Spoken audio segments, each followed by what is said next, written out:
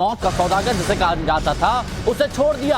America की jail से Victor bought रिहा हो गया, रूस से सौदेबाजी हुई और उसके बाद अमेरिका को विक्टर बाउट को छोड़ना पड़ा क्योंकि रूस के पास यूएस का प्लेयर था, अमेरिका की बास्केटबॉल स्टार ब्रिटनी ग्राइनर, और इसीलिए प्रिजन एक्सचेंज में विक्टर बाउट को अमेरिका को छोड़ना पड़ा।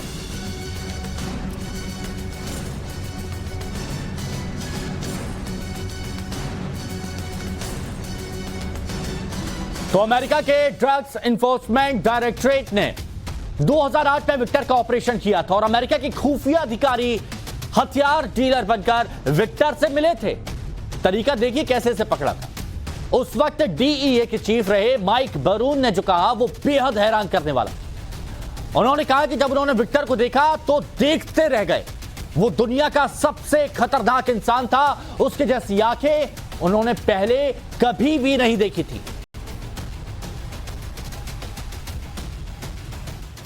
Victor Bout, in my eyes, is one of the most dangerous men on the face of the earth, without a doubt.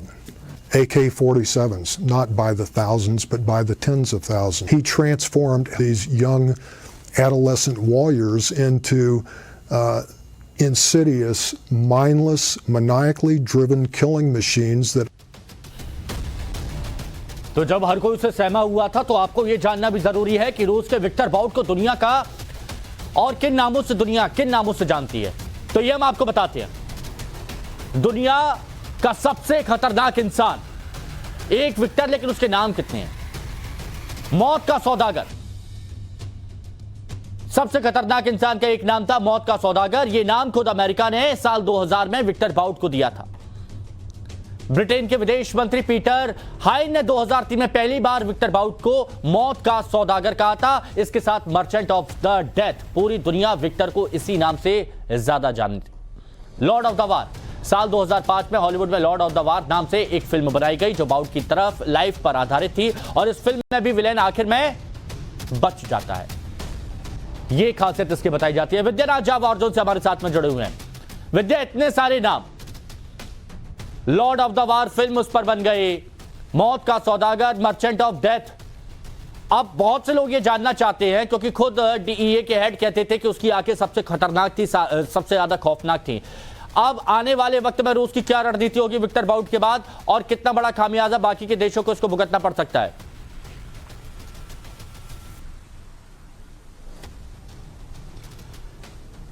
इस युद्ध में तो रूस को इससे मदद मिलने ही वाली है, लेकिन सबसे बड़ा खामियाजा पूरी दुनिया ये भुगतेगी कि आने वाले वक्त में एक बार फिर से दुनिया भर में हथियारों की स्मगलिंग बढ़ जाएगी। देखिए, अमेरिका ने क्यों विक्टर को प्रतिबंधित घोषित किया था, क्यों अमेरिका इसकी तलाश कर रहा था और क्यों दुनिया के बाकी मुल्क इसको ढूंढ रहे थे, उसके पीछे सबसे बड़ी वजह यह रही थी हिमांशु कि अमेरिका में हथियारों की सप्लाई जो है वो अंधाधुंध हो गई थी और उसके बाद हम देखते थे जो हथियारों की वजह से घर घर हाथ हाथ में हथियारों की वजह से कहीं भी फायरिंग की घटना होती थी, लोगों को होस्टेज बनाया जाता था, लोगों के ऊपर फायरिंग कर उन्हें मौत के घाट उतार दिया जाता था।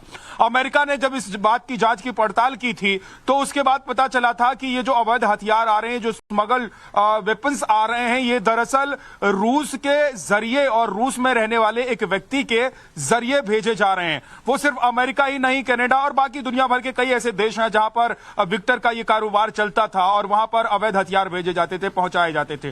तो एक बार फिर से दुनिया गोलियों की तड़तड़ाहट से गूंजेगी और इस बात की भी आशंका है कि आने वाले वक्त में अमेरिका में फायरिंग की घटनाएं फिर से बढ़ सकती हैं। क्योंकि एक तरफ बात याद आ रही है कि भारत देश में सरकार योजना चलाती है हर हाथ रोजगार, लेकिन विक्टर बाउट वो है जिसने अपने देश में योजना चलाई थी कि हर हाथ हथियार। ये अंतर यहां पर देखा जा सकता है। शुक्रिया।